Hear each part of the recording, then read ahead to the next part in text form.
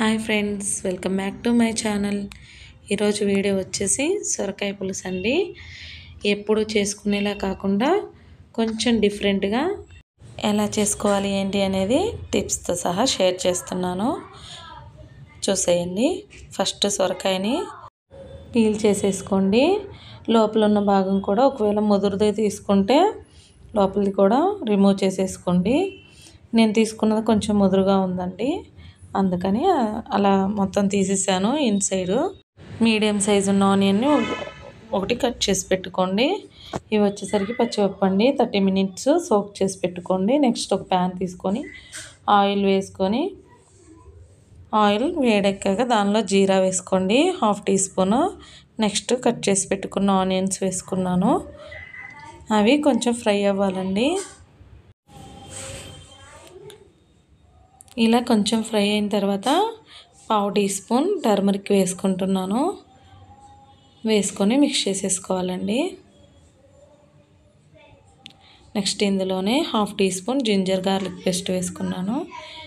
Ginger garlic paste పచ్చి వాసన పోయే వరకు ఫ్రై చేసుకోవాలండి. ఇలా ఫ్రై చేసుకున్న తర్వాత ఇందులోనే మనం కట్ చేసి పెట్టుకున్న సొరకాయ ముక్కలు వేసేసుకుందాం. వేసుకొని మిక్స్ చేసేసుకోవాలి. కొత్తగా ఎవరైనా ఛానల్ని చూస్తున్నట్టయితే ప్లీజ్ లైక్ చేసి, షేర్ చేసి, సబ్స్క్రైబ్ చేసుకోండి. వీడియో స్కిప్ చేయకుండా చూడండి. ఇలా కలుపుతూ ఫ్రై చేసేసుకోవాలండి. ఇలా 2 మినిట్స్ ఫ్రై చేసుకున్న తర్వాత ఇందులోనే 1/2 టీ స్పూన్ సాల్ట్ యాడ్ చేసేసుకోండి. యాడ్ చేసుకొని మిక్స్ చేసేసుకోవాలి. Next green chilli curry leaves వేసేసుకోవాలండి. వేసుకొని మిక్స్ చేసేసుకోండి.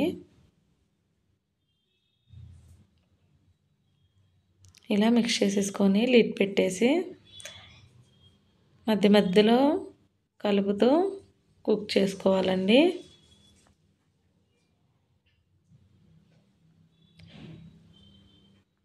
ఇలా ఒక 10 మినిట్స్ కుక్ అయిన తర్వాత నానబెట్టుకున్న పచ్చిపప్పు వేసుకోవాలండి. 30 మినిట్స్ నానబెట్టేసుకోండి, సరిపోతుంది. వేసుకొని మిక్స్ చేసేసుకోండి.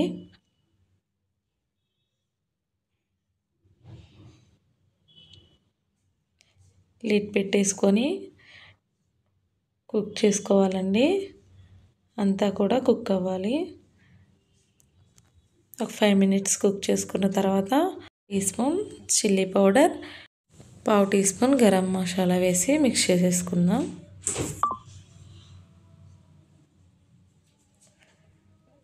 మిక్స్ చేసేసుకొని 5 మినిట్స్ కుక్ చేసుకోవాలండి. కుక్ చేసుకున్న తర్వాత వాటర్ యాడ్ చేసేసుకోండి.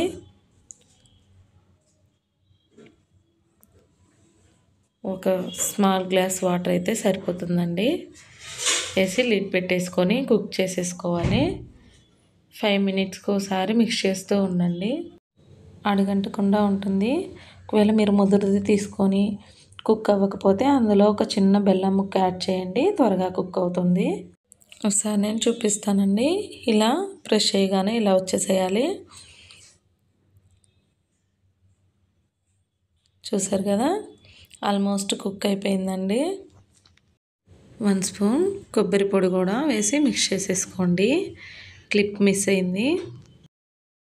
లిడ్ పెట్టేసుకొని ఒక 2-3 మినిట్స్ కుక్ చేసుకున్న తర్వాత ఇలా ఆయిల్ పైకి తేలుతుందండి. ఫైనల్గా చాప్ చేసుకున్న కొరియాండర్ వేసేసుకొని స్టవ్ ఆఫ్ చేసేసుకోండి. కర్రీ రెడీ అయిపోతుంది. ఇలా చేస్తే అన్నంలోకైనా రోటీలోకైనా చాలా చాలా బాగుంటుందండి కర్రీ. ఇలా చేస్తే పిల్లలు కూడా చాలా ఇష్టంగా తింటారండి. మీరు కూడా ఇలా ఒకసారి ట్రై చేసి మీ అభిప్రాయాన్ని నాకు కామెంట్ రూపంలో తెలియజేయండి. ఈ వీడియో మీకు నచ్చినట్లయితే మీ ఫ్రెండ్స్ అండ్ ఫ్యామిలీ మెంబర్స్కి షేర్ చేయండి. సబ్స్క్రైబ్ చేసుకోవడం మర్చిపోకండి. Thank you for watching.